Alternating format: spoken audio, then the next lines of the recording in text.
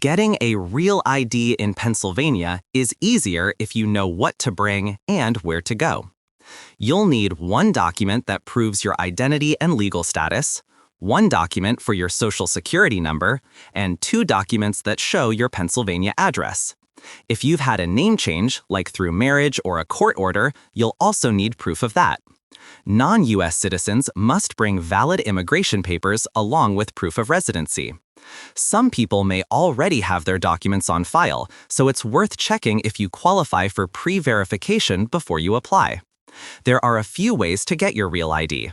Most people will need to go in person. The fastest option is visiting a Real ID center, where your documents are verified right away and you receive your Real ID the same day. You can also visit a driver license center. There, your documents are checked in person and your Real ID will arrive in the mail within about 15 days. Some applicants may qualify to apply online. If you got your first Pennsylvania license, learner's permit, or photo ID after September 2003, you can often complete pre-verification and order your Real ID online. If PennDOT has already pre-verified your documents, you can go straight to ordering online by paying the one-time $30 Real ID fee plus your regular renewal fee.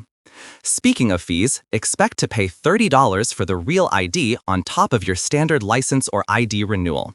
For example, renewing a non-commercial license with a Real ID would be just under $70 total.